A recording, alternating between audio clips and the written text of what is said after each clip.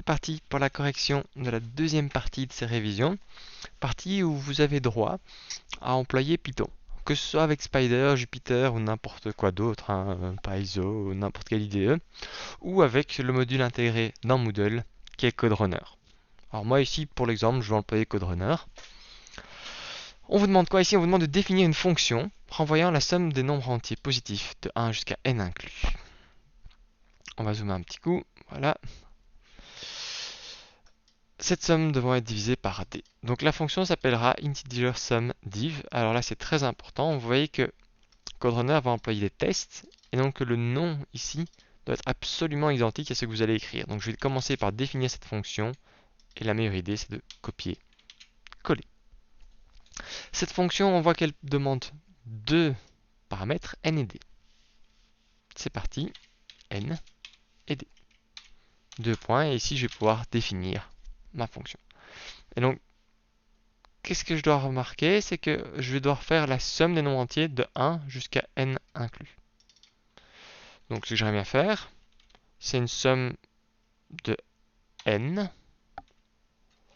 plus n-1 plus n-2 plus n-3 plus etc. jusqu'à arriver à 1. Donc là clairement on va avoir un processus où on va à chaque fois enlever 1, ça va être une boucle. Il y a plusieurs manières de le voir. Je pourrais faire une somme tant que n est plus grand ou égal à 1. Je pourrais le faire avec une boucle for, il y a plein de manières de le voir. Et donc imaginons ici qu'au début n vale 3. Ben, je vais avoir ici ma somme, je vais l'initialiser à 0. Je vous montre un peu comment moi je réfléchis, mais c'est vraiment personnel. C'est à vous de voir que tiens, je veux faire une somme de 10 plus 9 plus 8 plus 7. J'aurais pu aussi le faire de 1 plus 2 plus 3 jusqu'à n. Plein de manières d'y arriver. Ici, donc dans ma somme, je veux ajouter la valeur de n. Donc si n vaut 3, vous voyez que ici je vais faire 0, parce que je démarre à 0, plus 3. Et il ne faut pas oublier de dire, une fois que j'ai fait ma somme, je vais diminuer la valeur de n de 1. Et donc là, j'ai bien, si n vaut 3, 3 c'est plus grand ou égal à 1, donc ça va faire plus 3, donc on est à 3. N diminue de 1, il vaut 2, c'est toujours plus grand ou égal à 1, donc plus 2, ça fait 3 plus 2, ça fait 5. N diminue par, et ainsi de suite. Alors, là, imaginons que j'ai déjà écrit ceci. N'hésitez vraiment pas à prendre ça et à venir le tester dans Jupyter. Comment je teste ça? Je pourrais dire je vais appeler cette fonction, je vais donner 3. Alors D, je ne l'ai pas encore employé, mais le paramètre est obligatoire. Ça donne ceci. Alors pourquoi j'ai pas d'information? Il faudrait peut-être afficher ce que vaut la somme. Je vais juste demander d'afficher ce que vaut la somme. Ça vaut bien 6. Si n vaut 2, ça devrait valoir 3. 2 plus 1, parfait. Et si n est plus petit que 1, par exemple si je lui donne moins 5, ça vaut 0. Donc pas hésiter à faire des petits tests comme ça pour voir si vous êtes dans la bonne direction. Maintenant qu'on a réussi à faire cette somme, on voit que cette somme doit être divisée par d. Donc je vais avoir un résultat qui va être ma somme divisée par d. Alors j'insiste, n'hésitez pas à tester encore une fois ceci rapidement. Ok, si j'affiche ce résultat, on va prendre des choses dont c'est facilement calculé. Alors, si je donne 3, ça fait 3 plus 2 plus 1, on a donc 6 pour la somme. 6 divisé par 5, ça fait bien 1,2. 1 plus 1 cinquième. Parfait. Ok, donc lisons un peu plus. Toujours essayez aussi de faire ce que vous savez faire le plus vite possible avant de lire tout l'énoncé et de vous perdre dedans. Et donc, je dois pouvoir recevoir deux arguments, n et d, ça c'est fait. Si d est Tommy, il sera remplacé par n-1 par défaut. Ah, ok, donc d c'est un argument optionnel. Et il vaut n-1 par défaut. Alors ça c'est un peu problématique parce que j'aimerais bien écrire n-1, par défaut d vaut n-1, mais je ne peux pas aller chercher le n dans ce que je viens de donner, ça ne marche pas comme ça. Donc il va falloir juste que je trouve une manière de dire d n'a pas été donné. Je pourrais écrire par exemple si d vaut moins 1. Et alors je dirais, si la valeur pour d qui a été donnée vaut moins 1, donc si c'est en fait la valeur par défaut, alors d vaut n-1. C'est ce qu'on a demandé. Hein. Si d est omis, si d n'est pas donné, donc s'il a pris sa valeur par défaut, alors on va pouvoir changer. D'ailleurs, vous voyez qu'on vous êtes un petit peu, on vous disait bien que vous ne pouvez pas écrire ici directement n-1. Alors le souci, c'est mettre -1 ici, c'est un peu dangereux. Parce que si j'avais mis... Enfin, c'est par quoi on va diviser. Imaginons que quelqu'un veut employer la fonction en disant je divise par -1. Il va y avoir un problème. Et donc on va pas mettre un nombre, c'est un peu risqué. Et en soi, d, je veux juste dire, s'il n'a pas été mis, par défaut, s'il n'a pas été mis, je vais lui mettre une valeur comme none. Alors j'aurais pu employer false, par exemple. Et donc, ici, je pourrais dire si d est égal à none. Si d, et là, ça se dit vraiment, si d n'a pas été donné. En soi, ça c'est ce qui est le plus logique.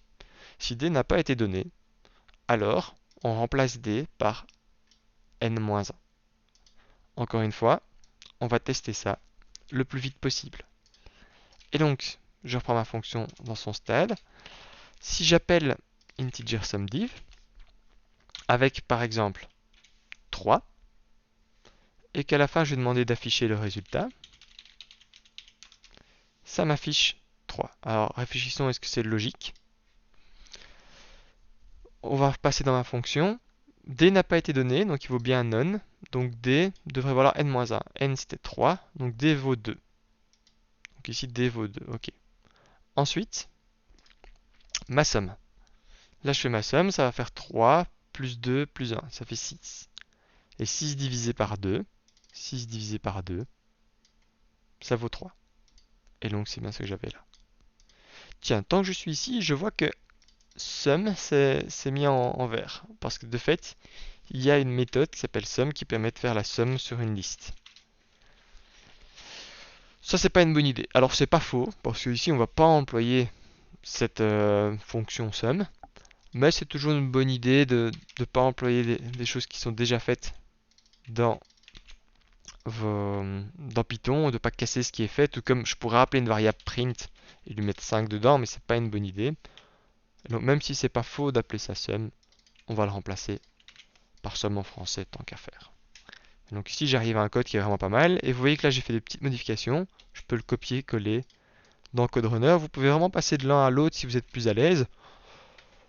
Le plus simple c'est de travailler directement dans Jupyter et de copier à la fin, mais voilà. Et rien ne vous empêche de vérifier aussi sur CodeRunner ce que ça donne. Vous voyez qu'ici, les tests ne passent pas pour l'instant, mais en tout cas, il n'y a pas d'erreur, de plantage, ça donne juste pas le bon résultat pour l'instant. Mais on se rapproche. Hein. Vous voyez ici, 3,0, ça devait donner 3,0 et none. 6,11, ça devait me donner 6,11 et none, et ainsi de suite.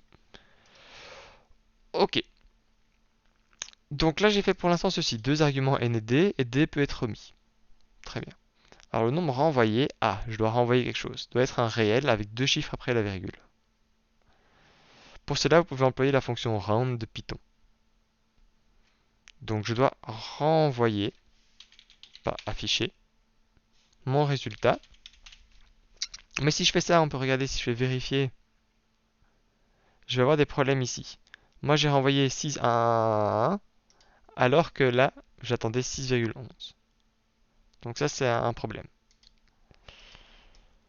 On va employer la fonction round. Alors on me dit d'employer la fonction round, c'est pour arrondir, imaginons, j'essaye. Et vous voyez que ça arrondit, mais ça arrondit trop. Ça arrondit mon 6,111 à 6. J'ai besoin d'un peu plus d'informations, et là on vous rappelle qu'on peut demander de l'aide à la documentation de cette fonction dans Spider. Ça veut dire quoi? Rappelez-vous, je peux demander l'aide sur n'importe quelle fonction. Donc je pourrais demander l'aide sur round. Round, on vous dit, voilà, ça attend un nombre, et ça va arrondir ce nombre avec une certaine précision, qui est le nombre de chiffres après la virgule. Et donc vous voyez ici, au début, je peux choisir vraiment quel est le nombre de chiffres après la virgule. Par défaut, c'est 0. C'est pour ça que quand vous voyez mon résultat, il a été arrondi vraiment ici à 6. Moi, dans l'énoncé, j'en veux 2. Avec 2 chiffres après la virgule. Et donc, ce que je vais demander, c'est que le deuxième argument soit 2. Je arrondis avec 2 chiffres. Je peux vérifier. Hop, et voilà, ici, je commence à avoir des cas qui sont réussis. J'en ai encore des faux, c'est normal, parce que je n'ai pas encore terminé l'énoncé. Mais je m'approche de la vérité. Ok. J'ai résolu ce problème-ci, où je renvoie maintenant, au lieu d'afficher, un nombre qui a été arrondi avec une précision de 2 chiffres après la virgule. Parfait. Et ensuite, on vous dit, mais si n est un nombre négatif, pour l'instant, je ne considère pas, ça faisait juste une somme de 0. Si m est un nombre négatif, ma fonction doit retourner -1. Alors, il y a plein de manières de faire. Ce que je pourrais dire, c'est si n est un nombre négatif, c'est négatif s'il est plus petit que 0, alors je renvoie -1. Et rappelez-vous, un return, la fonction s'arrête dès qu'elle voit un return. On renvoie un résultat, on ne va même pas voir la suite. Donc là, j'ai mis une petite protection. Si mon nombre n est négatif, je renvoie -1 et je ne vais jamais voir la suite. Alors j'aurais pu faire plus loin, d'autres choses. Là, j'ai choisi la simplicité. On va vérifier. Et je vois que tout est en vert. Même mes tests cachés et tout, que ça, normalement, vous ne voyez pas. Et voilà, pour cette fonction-ci. Alors j'insiste, il y a plusieurs manières de le faire. Il y a plusieurs manières de raisonner. Essayez pas absolument de retenir la façon dont je viens de faire maintenant. Essayez de créer vous-même votre propre réflexion et d'être capable d'avancer dans la résolution du problème. Restez pas bloqué longtemps. Pour le reste, c'est assez standard. Par exemple, ceci c'est assez standard, le return aussi. Mais pour la somme, j'aurais très bien pu faire une somme qui commence de 1 et qui va jusqu'à n. Avec un for aussi, plein de solutions. Pareil ici pour mon d qui est égal à none. J'aurais pu choisir que ce soit égal à bonjour ou à erreur et mettre ici if d égale erreur et ainsi de suite. Donc il y a plusieurs solutions et c'est pour ça qu'on vous encourage chaque fois à chercher par vous-même, à essayer de créer votre propre solution. Parce que lire une solution et la comprendre, c'est très différent que d'être capable de la faire soi-même. Et donc si j'avais un conseil pour vous, c'est vous venez d'entendre une solution, essayez peut-être, voilà, vous coupez la vidéo maintenant tout de suite et vous regardez si vous y arrivez, maintenant que vous avez eu quelques conseils, à le refaire 100% par vous-même. C'est un très bon exercice. Parce qu'en soi, on vient de vous l'expliquer, mais il y a très peu de chances que vous vous souveniez mot par mot de ce qu'on a ajouté. Et donc ce sera un bon test pour vous. Un point important, c'est que vous allez recevoir des questions sur CodeRunner. CodeRunner, c'est le nom de ce plugin ici. À l'examen, elles sont toujours avec un régime de pénalité de 0%. Ça veut dire que vous pouvez faire autant de vérifier que vous voulez, ça ne vous enlève pas de points. Vous perdez 0% des points par check que vous faites. Et qu'on se doute bien qu'à un moment, il y aura peut-être une erreur, quelque chose qui ne va pas marcher. Mais continuez quand même à le faire. Imaginons qu'ici, vous vous soyez trompé, vous y avez écrit integer sum 10. Alors, tous mes tests vont rater. Parce que de fait, il va vous dire tout de suite, problème de nom, integer sum diff not defined. Parce qu'il essaie de faire le test afficher integer sum diff, mais cette fonction n'existe pas, puisque moi j'ai défini integer sum d, sans le v. Bah, continuez quand même à l'écrire. Bon, essayez de résoudre le problème, là il est évident. Mais ne vous bloquez pas en vous disant ah ça marche pas, j'essaie rien.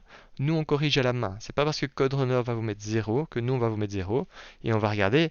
Imaginons que vous fassiez ceci à l'examen, je pense que je vous enlève grand maximum un quart des points pour avoir oublié le V là. Enfin quoique c'est quand même une grosse erreur à voir. À discuter. Mais en tout cas vous voyez qu'il y a plein de bonnes choses écrites ici. Et donc vous arrêtez pas la première erreur. N'hésitez pas à voir si ok j'ai pas réussi à faire ce point là, mais je vais quand même essayer de faire le deuxième et le troisième point. Voilà donc pour ce premier petit code à écrire.